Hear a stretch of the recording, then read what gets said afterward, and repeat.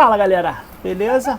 Sabadão tô eu aqui, Sérgio Schmidt, canal Ponte Aérea, fazendo aquele meu artigo semanal para criativos.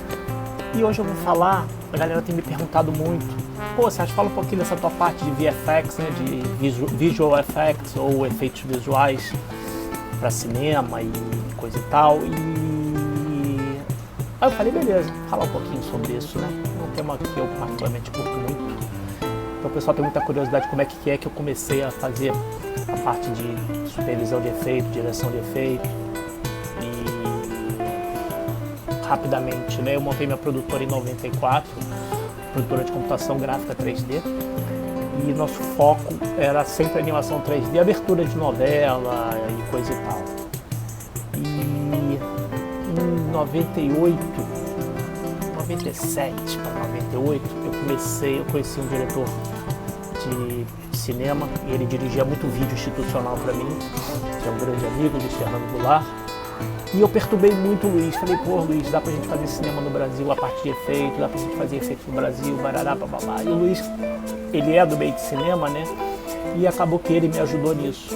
Então ele me apresentou ao diretor Zelito Viana, e Zelito estava terminando uma produção, um filme chamado Vila Lobos, Uma Vida de Paixão. E papo vai, papo vem com o Zelito.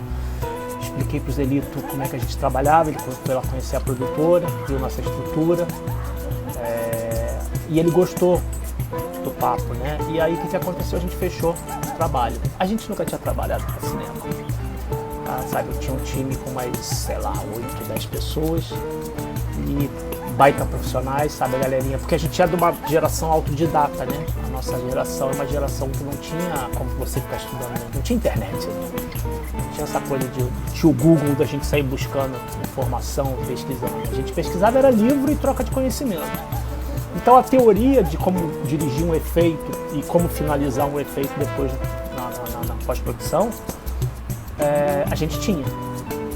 Só que, vamos falar o português curto e grosso, o buraco é muito mais embaixo, né? Então o que aconteceu? Eu fechei o contrato para fazer o Vila Lobos e o que aconteceu?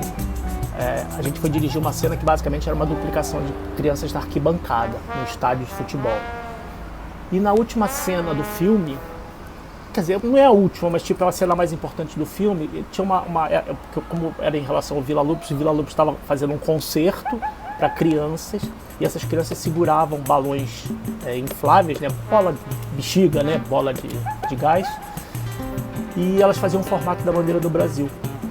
E a ideia era que, tipo, em um certo momento da música, as crianças soltassem, né, os balões, aí a bandeira do Brasil ia subindo e ia se desfazendo. Só que o que aconteceu? Era um dia que estava muito quente. E o combinado, o Zelito, que era o diretor, né, o combinado é que o Zelito tirasse o boné, ele estava numa grua, que ele tirasse o boné para as crianças soltarem o balão. E o que aconteceu? Como estava muito quente, o set estava muito atrasado, o Zelito, no momento errado, tirou o boné para coçar a cabeça. Passar a mão na cabeça que estava quente, né? E aí o que aconteceu?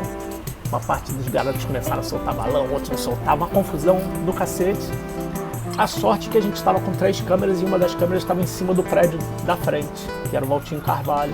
E o Valtinho ainda teve assim a pegada de ligar a câmera e rodar o final do movimento. Só que perdeu a cena, né? E era uma cena super importante, não ia dar para refilmar, não tinha mais dia de filmagem, não tinha mais grana, não tinha mais nada. E aí eu virei pro cara que trabalhava comigo, Flávio, e falei, pô Flávio, será que a gente consegue fazer isso 3D? O Flávio, cara, de repente a gente consegue. Já tinha um esquema de partícula começando a sair no 3D, a gente pode tentar fazer em partícula, coisa e tal. Resumo da história, foi a primeira cena que realmente a gente dirigiu mais ousado, então a direção foi minha e Flávio me apoiando. A gente rodou as crianças sem balão, né, fazendo só o movimento de mão, e a gente depois foi para a produtora e começamos a trabalhar esses efeitos. Só que nessa brincadeira do trabalhar os efeitos, esse filme, o negativo desse filme estava todo em Los Angeles, uma empresa chamada Infilme. E aí Filme escaneava o negativo e mandava o material escaneado pra gente. E isso é uma outra parada, que a gente trabalhou com um arquivo que a gente não tinha a menor ideia de como aquele arquivo funcionava, que era um arquivo chamado Cineon. E foi um perrengue, a gente passou 15 dias só tentando entender como funcionava o arquivo. Para vocês terem ideia, na época eu comprei um software da Autodesk chamado Effect Paint, que depois virou, esqueci o nome dele depois que ele virou. E ele não funcionava com esse arquivo. Aí eu tive que comprar. Isso, os softwares na época era software assim, $3.000. E não era um software, né? Eu tive que botar para mais gente da equipe. E no final da história a gente teve que comprar o software, o famoso After Effects, que já existia lá atrás. O After foi o primeiro software a trabalhar com esse tipo de arquivo. E aí a gente conseguiu fazer o trabalho, o resultado ficou super bacana. Quem não viu o filme, assiste lá. Óbvio que o efeito foi feito em 98, então você evoluiu muito tecnicamente de lá pra cá.